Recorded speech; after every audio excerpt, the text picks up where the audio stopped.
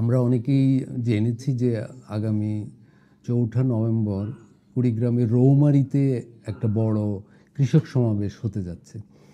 এই কৃষক সমাবেশের মূল বিষয় হলো ব্রহ্মপুত্রের ভাঙন রোধ। এরকম সমাবেশ বাংলাদেশে নতুন নয়, কিন্তু এই সমাবেশটার একটা বিশেষ জ্ঞানগত গুরুত্ব রয়েছে। রৌমারী, রাজীবপুর এই অঞ্চলগুলোতে একসময় মাওলানা ভাসানীর পদচারণা ছিল, ওনার অনেক সাংগঠনিক কার্যক্রম ছিল। এই অঞ্চলটা মুক্তিযুদ্ধকালে একটা মুক্তাঞ্চল হয়েছিল। বীর মুক্তিযোদ্ধা আবু তাহের, জিয়র রহমান তারা এটা একটা মুক্তাঞ্চল গড়ে তুলেছিলেন।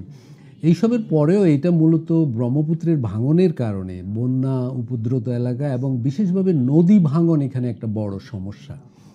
তো বাংলাদেশ জুড়ে অন্য অন্য জায়গায় নদী ভাঙন একটা বড় সমস্যা, এবং নদী ভাঙন রোধের জন্য কৃষকদের সমাবেশও বাংলাদেশে কোনো নতুন ঘটনা নয়। বিভিন্ন জায়গায় এই ধরনের সমাবেশের আগে পরে নদী ভাঙন রোধের জন্য সরকারও নানা ধরনের পদক্ষেপ নেয়, বিভিন্ন সরকার নিয়েছে।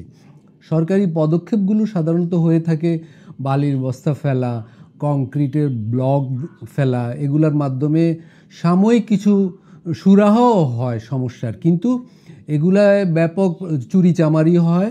কারণ কতগুলো বস্তা ফেলা হলো, কতটুকু ব্লক ফেলা হলো, এটার কোনো হিসাব থাকে না, এবং এতে সমাধানও টেকসই হয় না, দীর্ঘমেয়াদী কোনো সমাধান হয় না। এর বিপরীতে এবার রৌমারীতে ৪ঠা নভেম্বর যেই সমাবেশটা হচ্ছে স্থানীয় মানুষের উদ্যোগে, এইটার গুরুত্ব হলো এইখানে একটা জ্ঞানগত বিষয়ও সামনে আনা হচ্ছে। সেটা হলো নদী ভাঙন রোধের জন্য মানে নদীর মাঝে বাঁশ দিয়ে এক ধরনের বেড়া দেওয়া, যেটাকে স্থানীয় ভাষায় বলে বান্দাল। কিছু কিছু জায়গায় যেমন সিরাজগঞ্জে যমুনার ক্ষেত্রে এটাকে বলা হয় ছটকা পদ্ধতি। মানে নামের হেরফের আছে অঞ্চলভেদে এই ধরনের পদ্ধতি।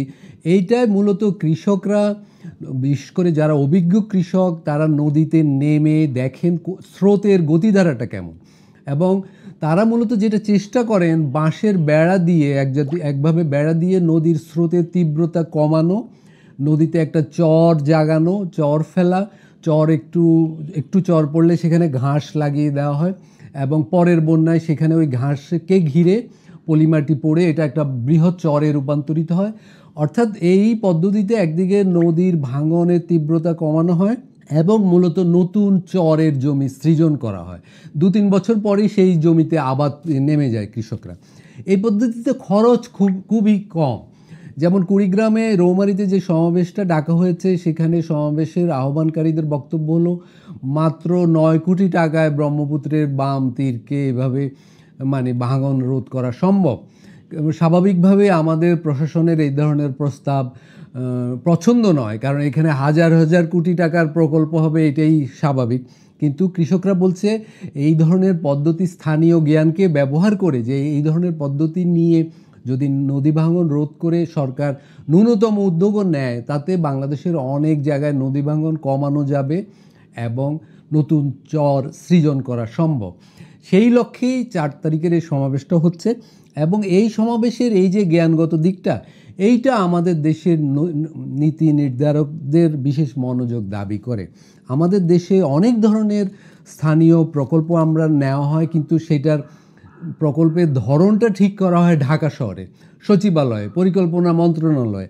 স্থানীয় মানুষের জ্ঞানকে কাজে লাগিয়ে আমরা সাধারণত পরিকল্পনা গ্রহণ করতে অভ্যস্ত নই। এই সমাবেশের আওয়াজ হলো অন্তত নদী ভাঙনের ক্ষেত্রে স্থানীয় জ্ঞানকে কাজে লাগিয়ে যেন ব্রহ্মপুত্রের ভাঙন রোধের উদ্যোগটা নেওয়া হয়। আমি আশা করব এই সমাবেশের এই আহ্বান সরকারের মনোযোগ আকর্ষণ করবে এবং সরকার সেইভাবে পদক্ষেপ নেবে। আমি এই সমাবেশের সফলতা কামনা করছি।